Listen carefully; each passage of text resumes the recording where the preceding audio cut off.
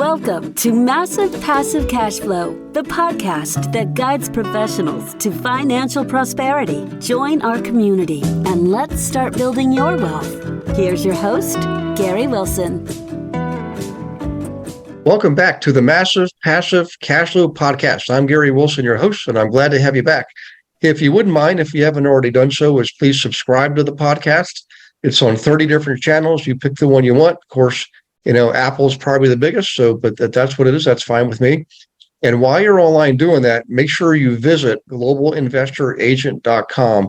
This is where you can find a real estate agent in your area that's trained to work with us investors, okay? Great people. They have the tools. They know how to identify, analyze, negotiate on and off market deals, which is really important for us investors. All right. We personally train them so they're certified. We're the only place they can get that. So make sure you ask for a certified investor agent. In any case, go ahead and do that. And then, and if you're an agent, by the way, definitely click on the Learn More button on that website because the market is heading into a shift. And one sure way to make sure you don't just survive but thrive is to work with investors because we buy and sell in any economy. We just have different strategies. Doesn't matter if it's winter, summer, doesn't matter. You're going to get more commissions from us than you will from the average consumer. I can promise you that. So do yourself a favor, get yourself trained, and you'll learn how to invest while you're at it. Okay, without further ado, we got a great guest today, Jim Lee from beautiful California. So Jim, welcome aboard, man. I'm glad to have you. Thanks for having me on the show, Gary. Excellent. Well, I can't wait. I know we've been talking before this, and I can't wait to get started. You're in one of my favorite places, which is Southern California. I used to spend every other winter out there.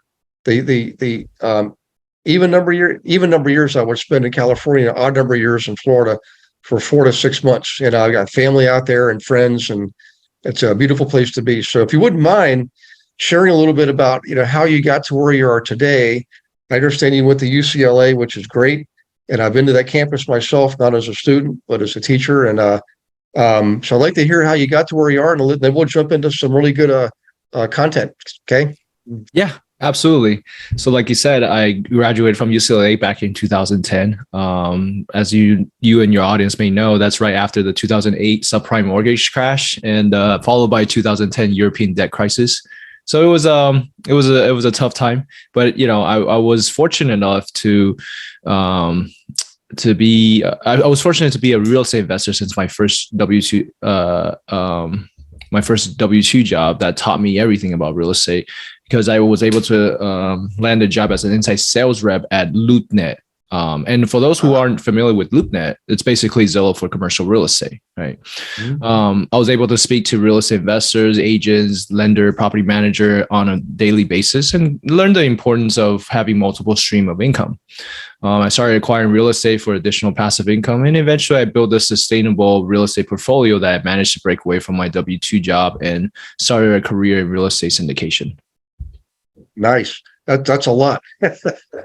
In a short period of time, yeah. So let's talk about I want to get into the syndication here in a minute, but I want to talk about the market. So did you start off in the LA market and the surrounding? It's a massive area. Of course, the county itself is gigantic land-wise, but the MSA, what we call the Metroplex, reaches out. I mean, you go all the way out to Riverside and Redlands, and I mean, it's just a massive area. But is that where you started investing? Are you still investing there, or are you now investing in on a much broader scale? Yeah, so I started investing here in California because I did everything from A to Z. Tenant. I dealt with the tenant, toilet, and trash all together, and I was very actively involved. And so it's a small 2-bedroom, 1-bathroom, 600 square feet little condo that I bought. And I was very actively involved. That I wanted to be. I learned that I wanted to be more passive, so I started picking up real estate books after I acquired this building. And the very first book I picked up was Rich Dad Poor Dad, like most people. Mm-hmm. And I kind of learned the importance of using other people's money to make more money. And so, and that comes with not just, investors, but we're talking about banks, right? It's all leverage in this system that we're playing in. So I think that really helped me a lot. And then from there, after investing here, I realized if I want to scale, if I can duplicate what I'm doing right now, which is delegating the task to property manager, having a list of contractors, just have a system in place.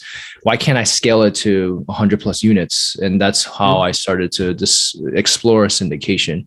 And now I invest out of state just for return purposes, because to get returns to invest in California, it's like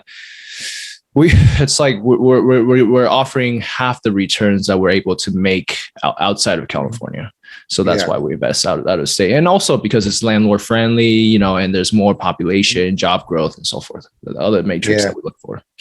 Yeah. Well, it's an interesting market. I mean, LA itself, you've got a wide variety. You've got, Beverly Hills, then you got Inglewood, and right next to Inglewood's like Hermosa Beach and Manhattan Beach, but also you got San Pedro. I haven't been there for a couple of years, but last time I was there, San Pedro was still a really good place to invest in. It was a lot of growth, and all the way up over the mountains in Palmdale, and even Temecula. Temecula is like middle of nowhere, but it's still within reach from people who live in LA, So it's just a wide range of opportunities. I will admit, though, that the laws there can be pretty tough on landlords, so but the returns can be tremendous. I mean, the value increases are just, it's hard to compete when you buy a property for $2 million, you can sell it, a few years later for $4 million. That's, kind of hard to duplicate that in other places. But I know what you're saying. You got Texas, Georgia, Florida, all there, the laws are more pro-owner, very owner-friendly. And so it's easier. Your defensive game is much easier in a state like that than it is in California. California can't fight City Hall when they have, moratoriums and forbearances and things like that.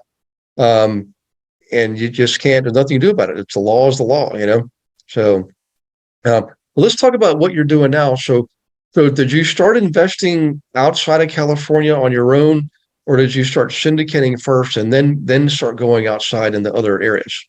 Yeah, so I started investing here in California when I bought my first 2-bedroom, 1-bathroom condo. And then after that, I bought that in 2015, my very first investment property. And then I became a realtor around 2019, trying to make a career out of it, break away from my W-2 job. And found out it wasn't a good fit. And that's when I started to learn more about syndication during lockdown. And I pivot my investment strategy of investing out of state, because I've always had this fear, like what most people have here in California is,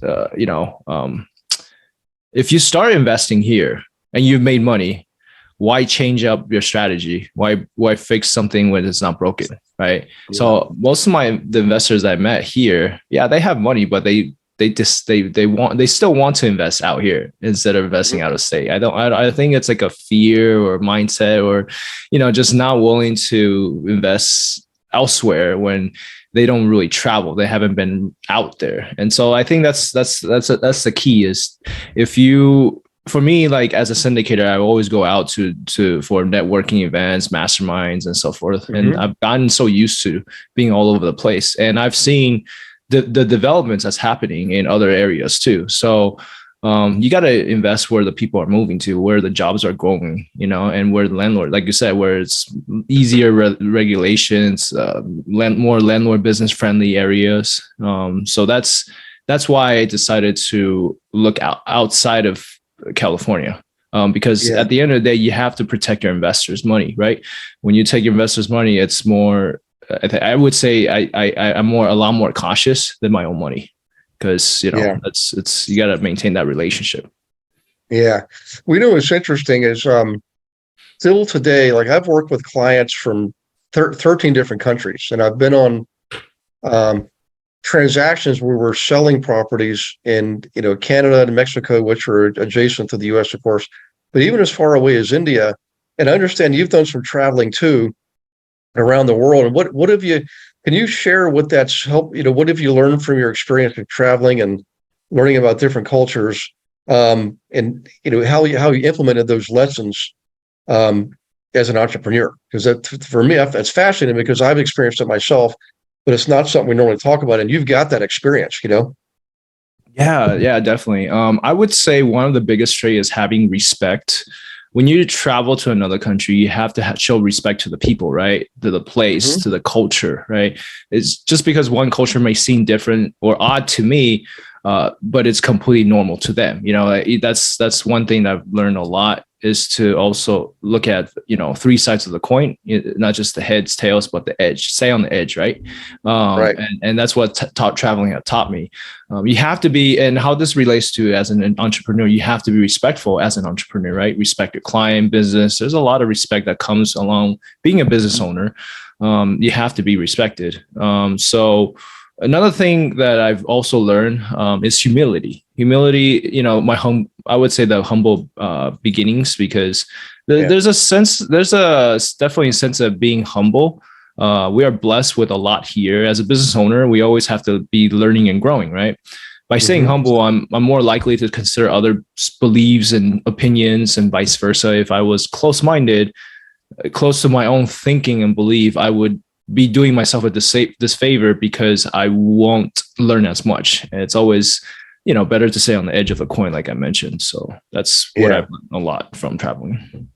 Yeah, well, I agree. What's interesting is I was actually born in a foreign country and came to the States as a child, and I've traveled. You know, I haven't been everywhere, but I've been a lot of places, and it actually helps you when you can understand a different philosophy, whether it's religious, political, or cultural, what have you. It basically, you become more educated, more, you know, a lot smarter, and also more tolerant. Like you understand someone, you kind of touch on this. If someone is different, it doesn't mean they're right or wrong, or you're right or wrong. It's just you have a different philosophy on certain things, and you know, and when you can do that, to me, it gives me confidence. Like I'm confident in my beliefs, and I can learn another person's beliefs and not adapt them as my own. Yet now I'm much more open to their beliefs and understanding where they're coming from, and that really becomes important when it comes to negotiating and buying and selling real estate, because there's cultural differences around the world, you know. But I noticed, by the way, I couldn't help notice on when I was reading about your the word Formosa investing. Would you mind kind of explaining that? What is Formosa? How does it represent your business? Yeah, absolutely. Formosa is basically a nickname for Taiwan. So I was born and raised in Taiwan, and I moved here when I was 11 years old. And so that's my brand, you know, Taiwanese investors, but, you know, that's just my niche that I'm targeting, you know, for now. And as I expand, you know, I'm open to all investors. So with Formosa, back in 1500, the Portuguese had discovered the little island Taiwan, but before it was named Taiwan, and then they called it Formosa because they thought the island was gorgeous, beautiful. So ever since then, Taiwanese took that as something that, you know, proud of, and it's a nickname for Taiwan.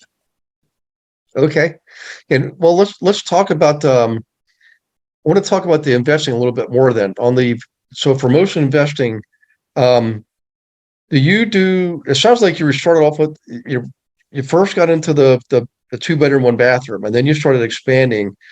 Is your syndication that you're doing, is it mostly multifamily? And if it is, why is it? If it's not, or whatever it is, why choose that class of property? I'm assuming it's multifamily, but I'm going to let you elaborate on that, you know? Yeah. So just to clear up for the audience who doesn't understand much about syndication, it's basically a partnership between, you know, investors who pool their resources into a single investment. And this allows you to invest in multi-million-dollar deals like multifamily properties, right? Like you mentioned, or any commercial buildings like industrial, office, hotel, and so forth. Syndication eliminates much of the risk while sharing the upside. The property generates an income, and it will be split amongst investors and the GP if the deal performs well. So it's a win-win situation.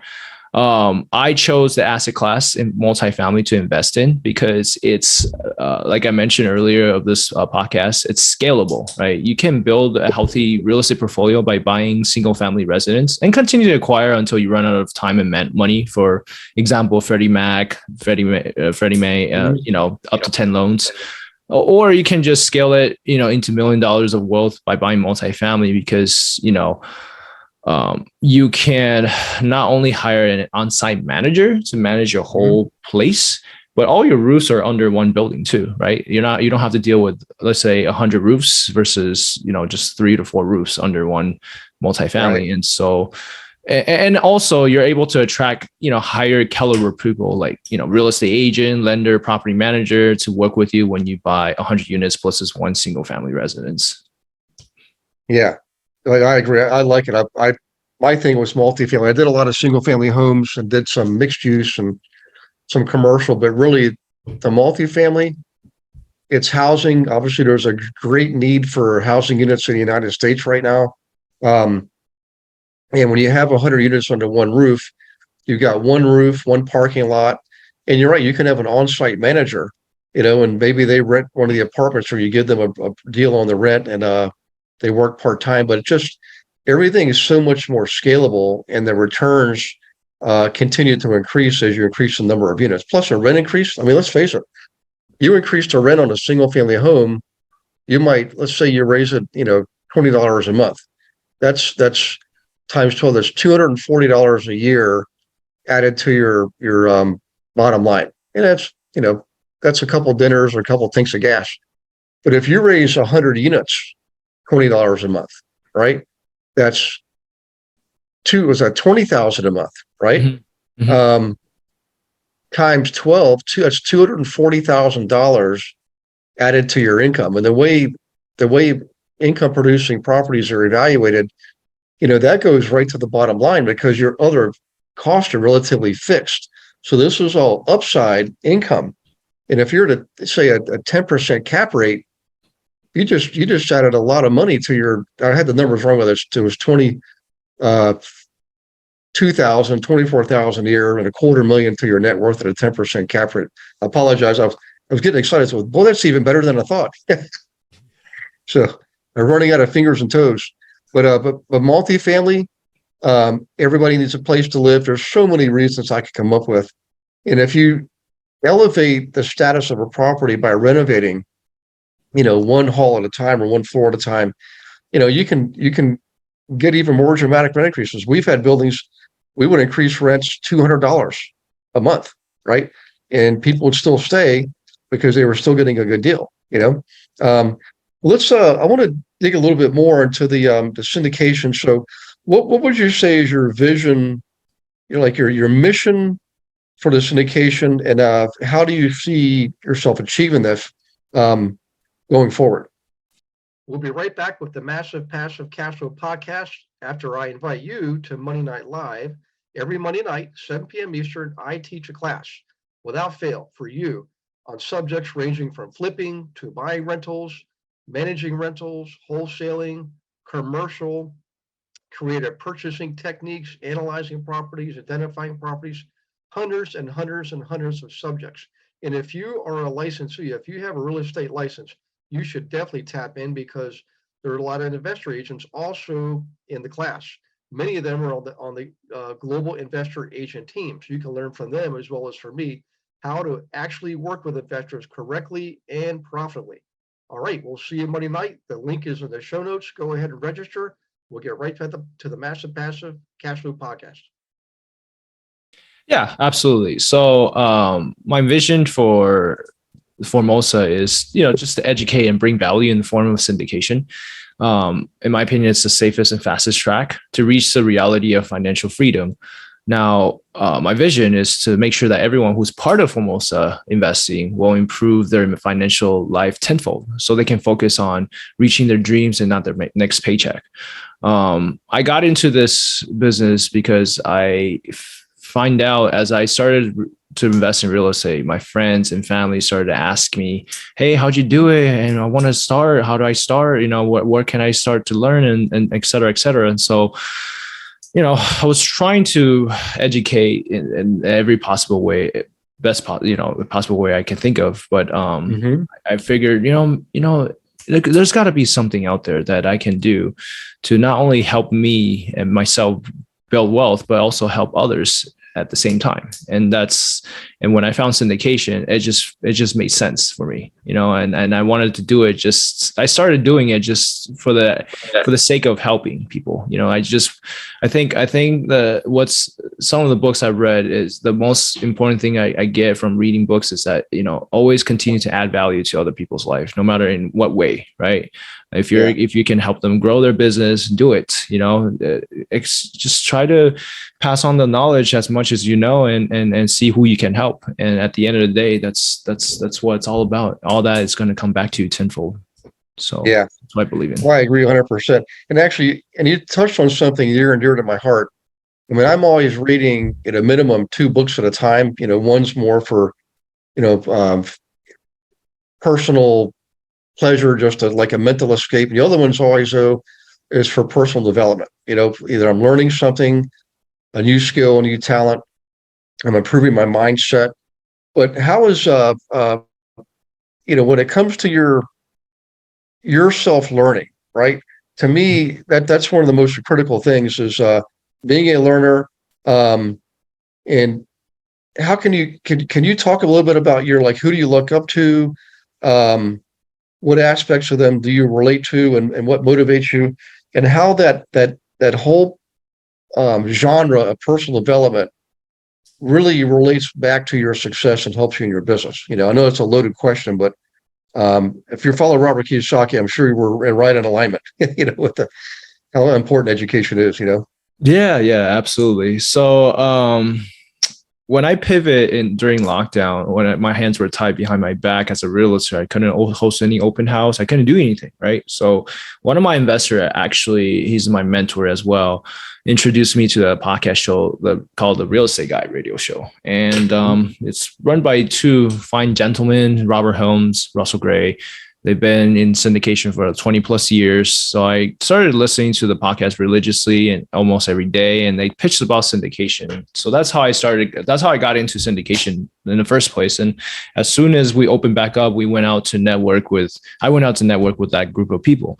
And by doing so, by putting myself, in an uncomfortable position, because like I mentioned in the beginning of this podcast, I'm an introvert that I feel more confident sometimes just staying home and making my phone calls. But by putting myself out there, going out to network, meeting people, I started to gain traction. I started to meet other mentors as well, meet my business partner and so forth by investing in myself. And that's who I really look up to, is the consistent, I guess, like grind of meeting people. And eventually I'm able to attract the right people to be on my bus. And so far it's done me wonders, because I feel like with this first mentor that introduced me to the show, he kind of opened a world of possibility for me, right? To achieve many things just by doing one thing. And by putting myself out there and by listening to what he has to say, because he's, also a decade ahead of me. He's one of my investors. He's investing in my deal, and he's very successful. He has his own Amazon store. I look up to him because, he comes from a very humble background as well. He's also Taiwanese. Yeah. And at the end of the day, I admire everything that he's built, and also his tenacity. And he looks out for the best interest in me. And I know whatever he tells me, it could be very challenging, but at the same time, I know it's for my own good. He's just trying to push me to the limit, and so that I can in return help him out as well by building myself up. So I really appreciate that from, I'm really grateful to have a mentor like that. And also, I'm also grateful to meet, my business partner when I go out to network. He actually was just on your show. I was looking on your shows two shows ago. Chad Zedinin, okay. That's my business partner. Yeah. Oh, cool. Yeah. Yep. It's a small world. We've done several hundred of these now over the last couple of years. We rebranded last year, and all of a sudden we had to double up on production because we had so much demand.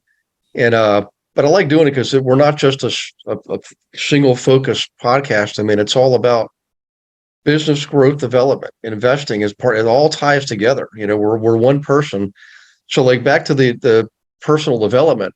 I mean, for me, it's like it expands my ability to think creatively and abstractly, so I can look at things that other people can look at and see a problem, and I can see maybe 3 ways of making that work out. So for you, how has your personal development and learning helped you when it comes to being a problem solver and coming up with solutions? Because you have to do that all the time with these syndications. You got to constantly be creative like that.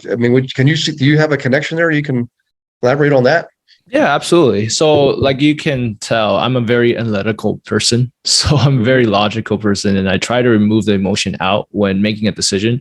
This helps because when problem arises, I do my best to remove the emotion out first. Then I start to think about various solutions that can potentially solve the problem.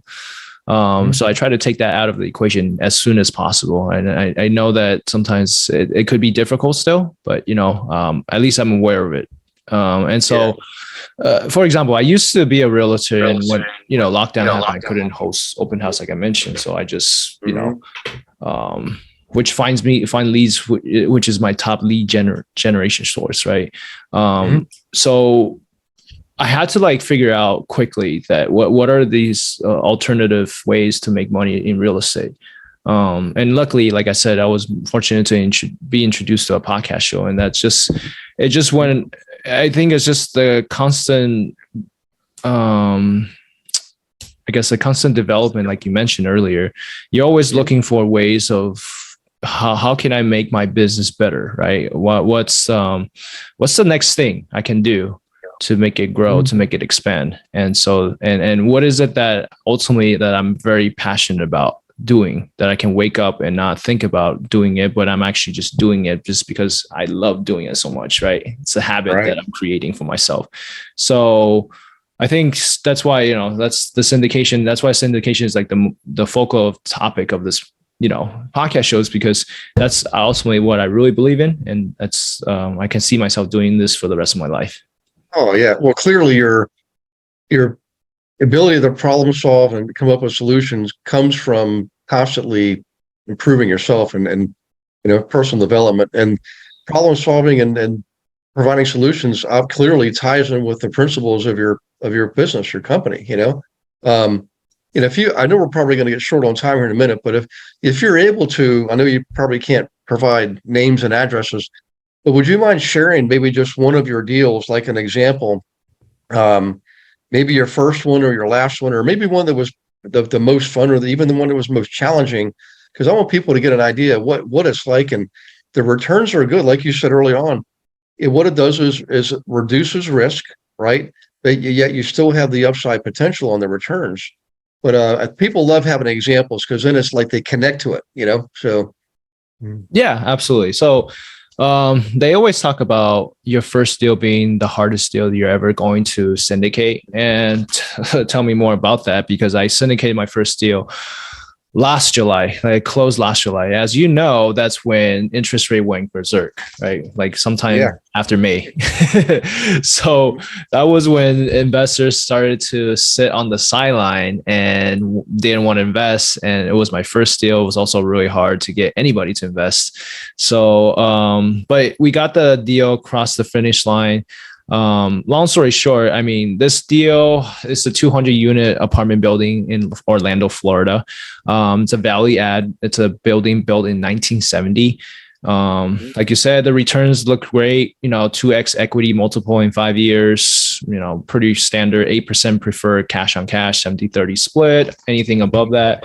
So, what's so difficult about this deal is that to get the deal across the finish line, that's first of all. Second, when we took over the project, upon taking over the projects, the management, we had literally hundreds of work orders backed up.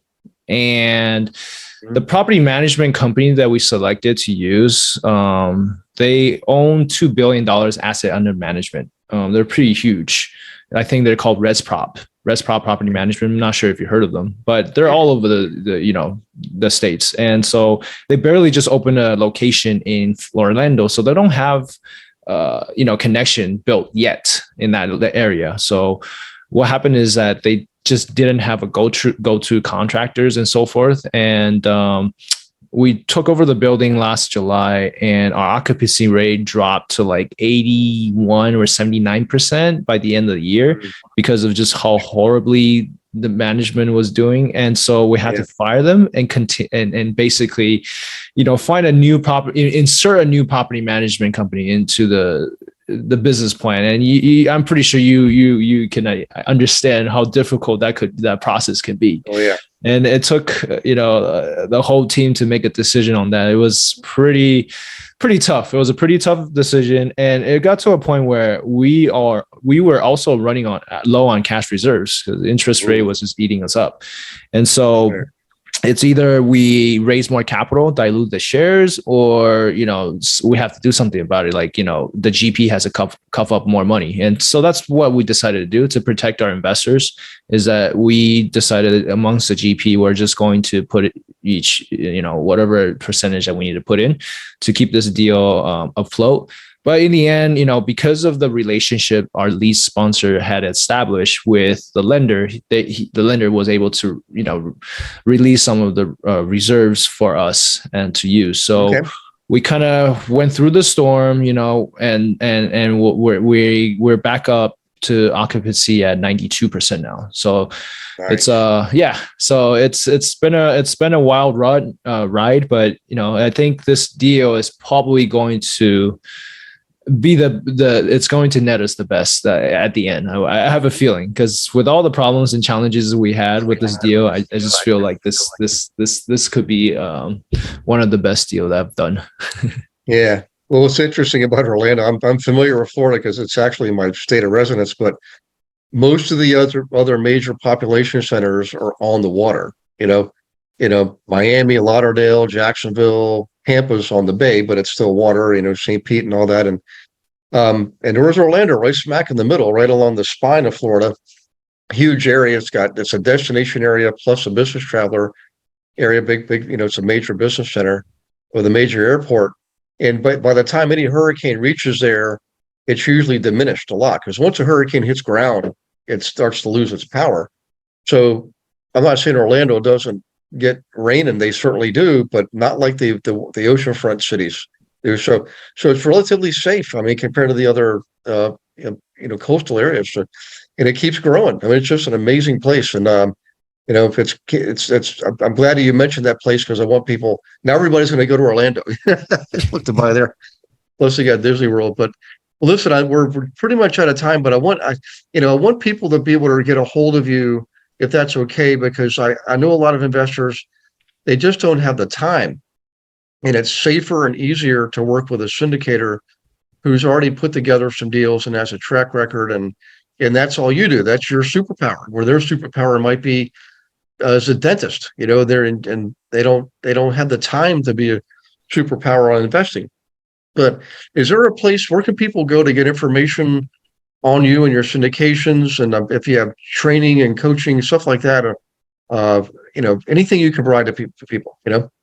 Yeah, absolutely. They can visit my website, formosainvesting.com. On there, I have various materials on how to start, the investor 101 due diligence list, or if you aren't familiar with syndication, I wrote a list of glossary, basically just defining the terms, the syndication terms for everybody, because I have a lot of friends that are starting to get into syndication and they're starting to learn. And so I also wrote newsletter to break down the fundamentals about syndication. So I have there's ways of reaching me. The best way is through my website, or they can connect me on social media links, Facebook, Instagram, LinkedIn at Formosa Investing.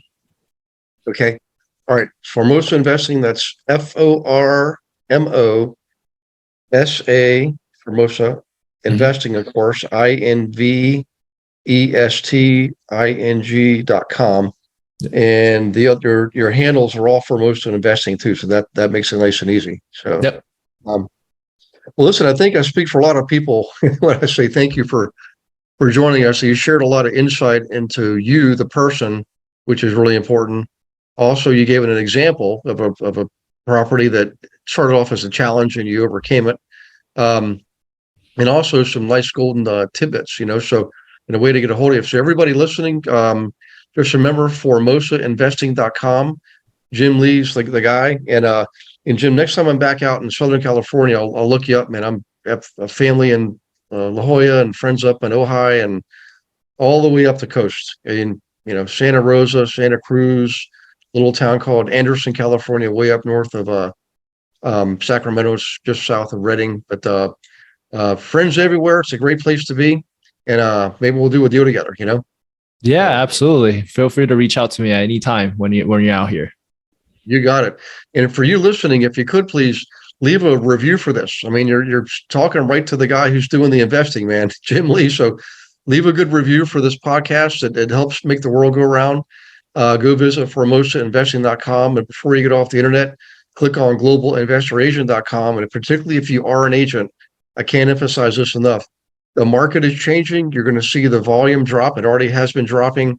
And you're going to see investor volume pick up. You just have to know how to identify them and work with them. And that's what we teach you how to do.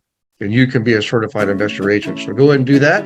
And we will see all of you on the next Massive Passive Cash Flow podcast.